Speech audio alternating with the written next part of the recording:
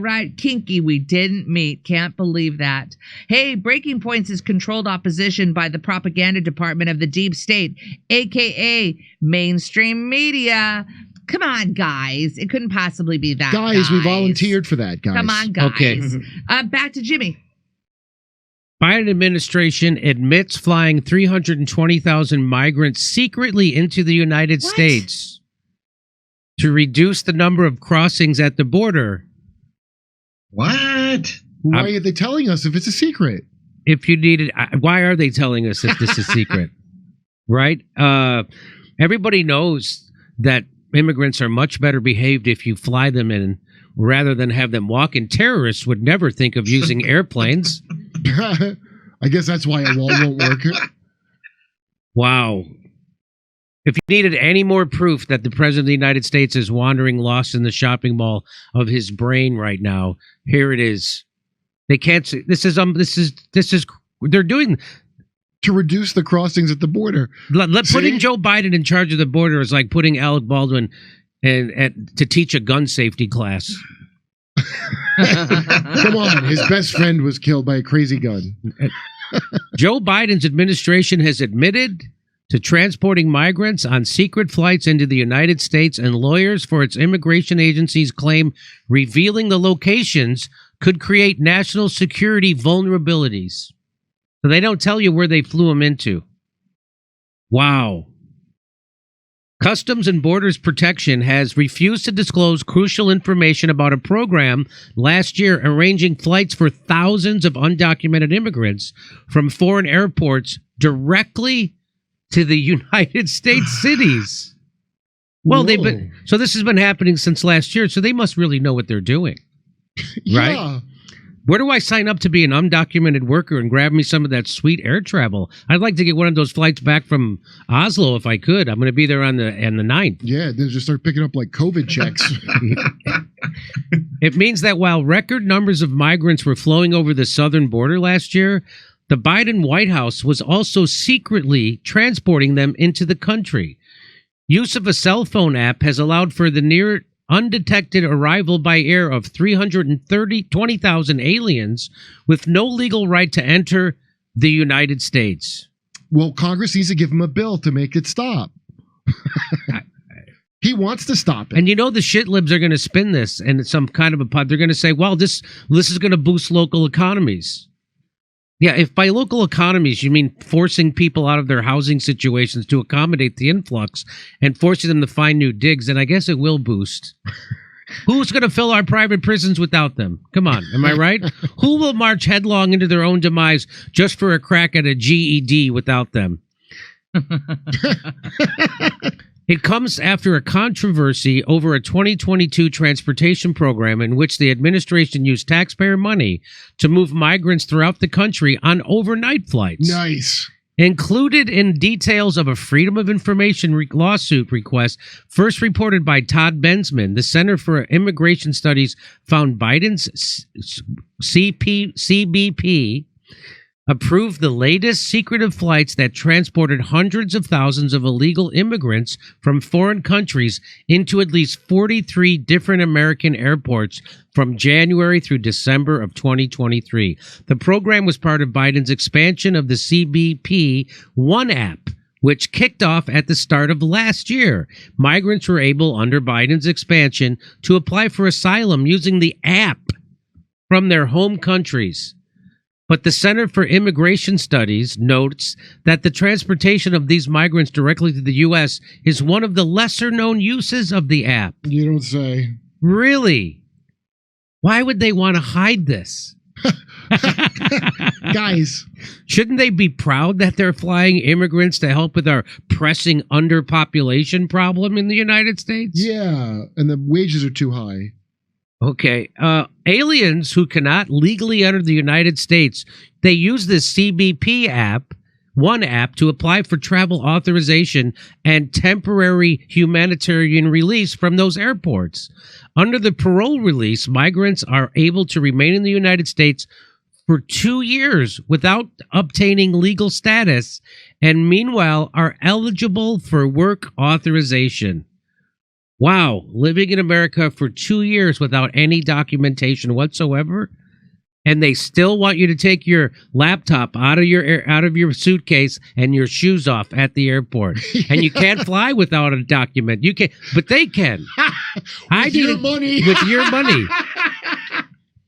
The administration first said it would not reveal which airports the undocumented aliens were transported, citing a law enforcement exception in the refusal to hand over information. But new information from the CIS lawsuit reveals the locations were not disclosed due to fear of bad actors would inflict harm on the public safety, or the information would create law enforcement. So they fear bad actors. Hey, I wouldn't worry about Michael Rappaport at this point. Yeah. He's too busy trying to headbutt his own cell phone all day in New York, okay?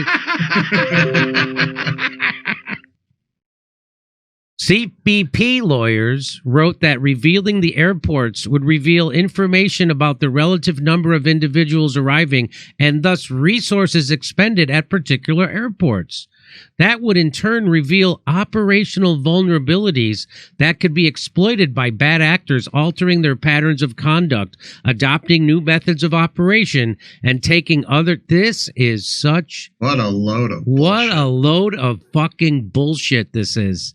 They added this could thereby undermine the CBP's law enforcement efforts to secure the United States border. Are you fucking kidding? But Republicans insist that the southern border is not secure. And so they're saying they're doing this so they could secure the border? CIS says the secretiveness of these flights are legally dubious and claims since the CBP will not disclose the locations for fear of grave consequences, it is likely not a program that should continue. Really? Oh, you think? Hey, why isn't Biden bragging about the great work he's doing to stop all the southern border crossings?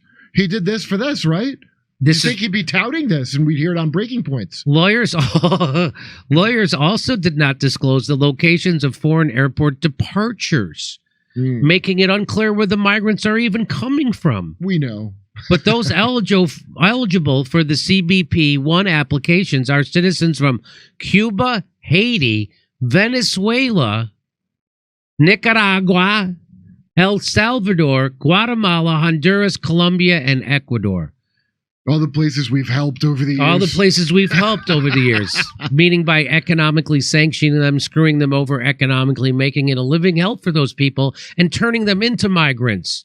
And then the United States sends them a fucking plane ticket and says, come to the United States. You think your country's hell because we just put sanctions economically on it and we turned your place into a hell? Well, come to our country and suppress wages here and cause chaos here, which always favors the establishment. And again, this isn't to demonize migrants. This is to demonize the Biden administration for fucking doing this, for putting economic sanctions on those countries and creating the situation that makes those people want to flee their own country. And then having an open border and literally flying those people in here and not making them be documented for over 2 years. This is so outrageous, I can't even believe it. You see Haiti now? I'm actually shocked by this. What about Haiti? You see the new Haiti panic? Yeah, if you're right wing, like, oh, great, from the shithole countries, they're cannibals down there. Remember we had Dan Cohen. Were you here when Daniel Cohen was it? And Jimmy Barbecue, they're saying he's a cannibal warlord. Yeah, I know. The guy's actually trying to do things for the people, of course. Yeah, so they made up, and no one's going to know the truth. Who the hell's going to look into it? That's right. No one's going to look into it. We'll call him a shithole. Oh, he's a shithole that we made on purpose that for the crime of overthrowing slavery. That's what. Go ahead. Human flesh is underrated. I had a really interesting conversation with a guy, Daniel Castellanos. I think the name of his organization is Congresso. When I was down in Louisiana, I went to an event to draw attention to mass incarceration because, Louisiana had the highest prison population in America. And then they did some reforms and cut the prison population. Now they're reforming it back. They're bringing back the fucking electric chair. The name of their favorite electric chair is Gruesome Gertie, which they're planning on bringing out of the museum. But I was talking to him, and he was from, I believe, Peru. And they advertised in Peru after Katrina that you would get $16 an hour wage if you came to the United States.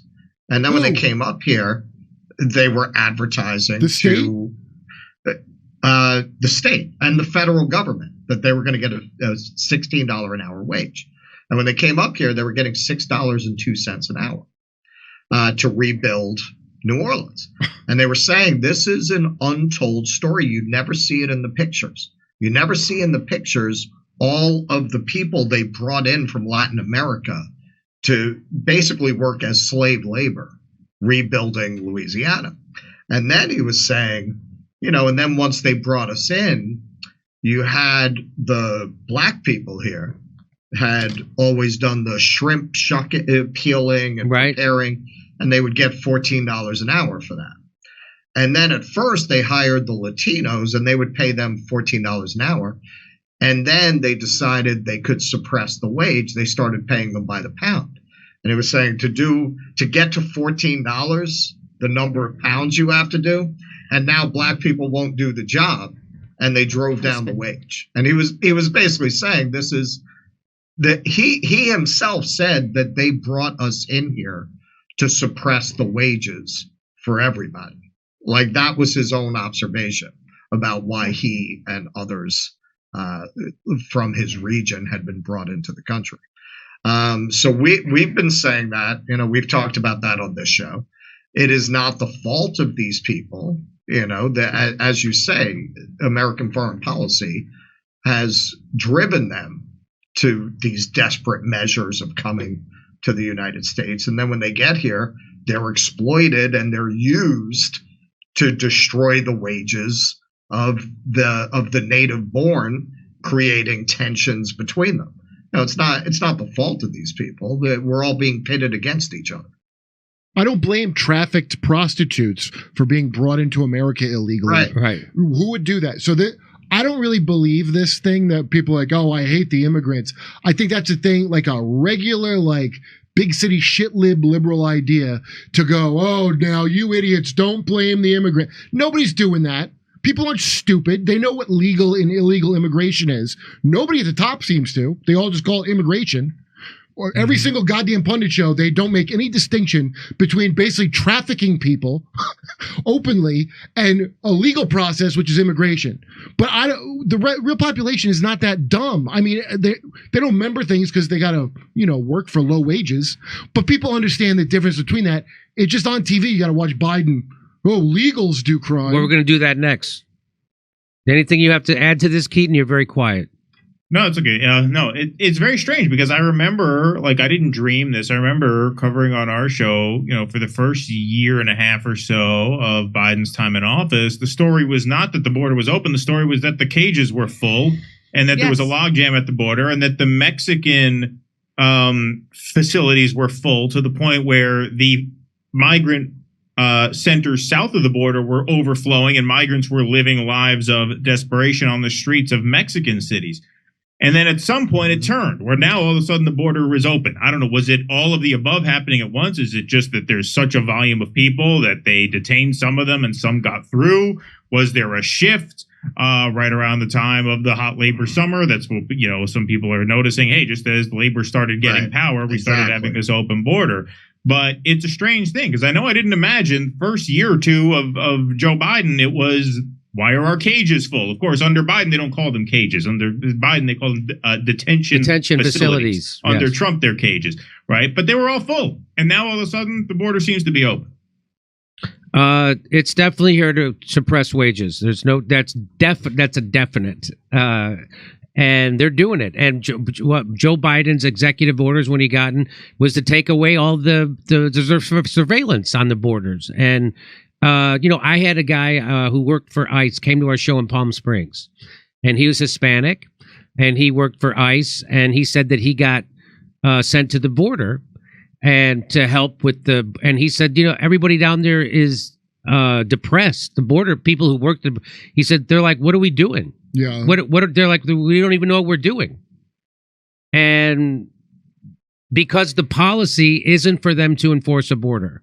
The policy is to flood the United States with immigrants, illegal and And doesn't matter if they're documented, undocumented. They want them here. They want chaos, and they want to suppress wages, and they want you to try to get angry at the immigrants instead of being angry at the establishment that is making your life a living hell and denying you wages and denying you health care and denying you infrastructure and denying you mental health facilities and denying you health care and education while they fund money laundering operations like the Ukraine war and while they have a wide open border to do the rest of their dirty work.